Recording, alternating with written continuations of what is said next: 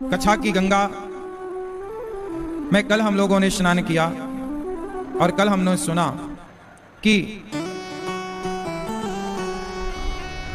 परीक्षित जी को 7 दिन में मरने का श्राप लगा। परीक्षित जी को 7 दिन में मरने का श्राप क्यों लगा? क्योंकि राजा परीक्षित जी ने कलयुग को रहने के 4 कमरे बनवाए।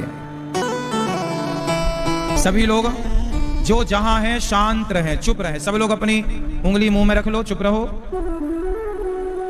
चलो बताओ, बिहार में कलयुग है कि नहीं? उत्तर जोर से। कलयुग कहां रहता है? कहां रहता है? ये लाल कुर्ता वाले कहां रहता है कलयुग? अंदर? तुम्हारे भीतर कलयुग है? मन में कलयुग है तुम्हारे? कलयुग कहां रहता है? कलयुग के रहने की 4 जगह है। अच्छा ये बताओ, जहां एसी है, एसी की ठंडी ठंडी हवा है, क्या वहां गर्मी का प्रभाव हो सकता है? उत्तर दो, उत्तर दो। जहां एसी की ठंडी ठंडी हवा हो वहां गर्मी का प्रभाव नहीं होता। उसी तरह जहां भगवान की कथा, भगवान का नाम हो, भक्तों की उपस्थिति हो, वहां कलयुग का प्रभाव नहीं होता। कलयुग कहां होता है? गर्मी ज्यादा कहां होती है? जहां बहुत सारे पेड़ पौधे हैं, वृक्ष हैं, वहां ज्यादा गर्मी है, या जहां वृक्ष नहीं है वहां गर्मी है? जहां वृक्ष ज्यादा है वहां गर्मी का पता नहीं चलता। हरियाली चारों तरफ, छाया चारों तरफ हो तो वृक्षों की छाया तो टेम्परेचर को कम कर ही देती है ना। जहां वृक्षों की छाया हो, चारों ओर वृक्ष ही वृक्ष हो, जंगल हो, वहां गर्मी का प्रभाव कहां होगा? उसी तरह जो भगवान कृष्ण की छत्र छाया में रहता हो उस पर कलयुग का प्रभाव नहीं होता। अब कलयुग कहां होता है? ध्यान से सुनो, कहां होता है कलयुग? कलयुग के 4 स्थान नियुक्त किए गए हैं। कहां कहां कलयुग रहता है? द्यूतम पानम स्त्रियः सूना यत्रा धर्मश्चतुर्विधा। कलयुग 4 जगह रहता है। द्यूतम जुआ, कहां? बोलो मैया। कलयुग कहां रहेगा? जहां पर तो बिहार के लोग जुआ खेलते हैं कि नहीं? क्यों भैया, आप जुआ खेलते हैं? सफेद शर्ट वाले नहीं? जहां जुआ है वहां कलयुग। जुआ ना खेलना। जुआ खेलोगे तो दुर्योधन का सर्वनाश हो गया जुआ के कारण। जुआ ही तो खेला और जुआ में द्रौपदी की साड़ी उतारी गई, वो जुआ ही तो था। तो कलयुग का पहला ठिकाना है जुआ, द्यूतम। तो आप कितने लोग जुआ नहीं खेलते? जो नहीं खेलते वो हाथ उठाएं।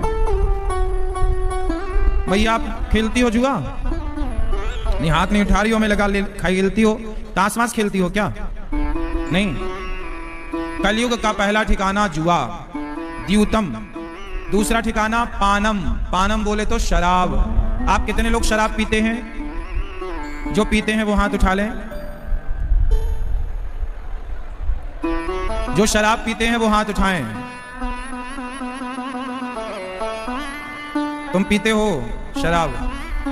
रोज पीते हो कि कभी कभी? हाँ बोलो, शराब रोज पीते हो कि कभी कभी? क्यों भैया, कभी कभी? तो शराब पीना सही है या गलत है? जय बोलो, ये भैया बताएंगे शर्ट वाले। बोलो, शराब पीना सही है कि गलत है? तो काहे पीते हो?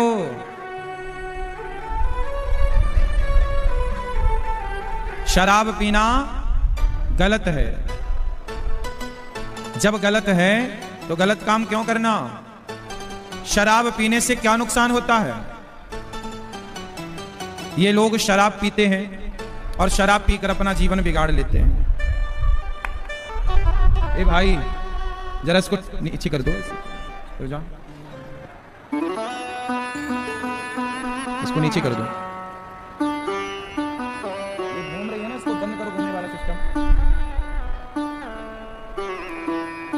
शराब पीने से कितना नुकसान होता है?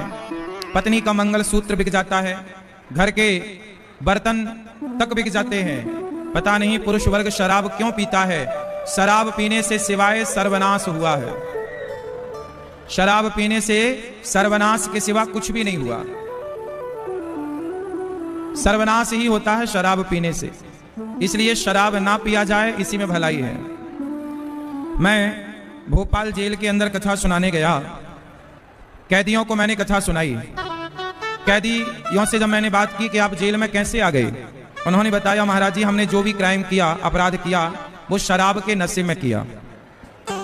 जितने भी गलत काम होते हैं वो शराब के नशे में होते हैं। कितने लोग इस बात से सहमत हैं कि जितने भी गलत काम होते हैं शराब के नशे में होते हैं? तो शराब समझदार यदि आप हैं तो नहीं पीजिए, और यदि आप बेवकूफ हैं तो आप शराब पीजिए।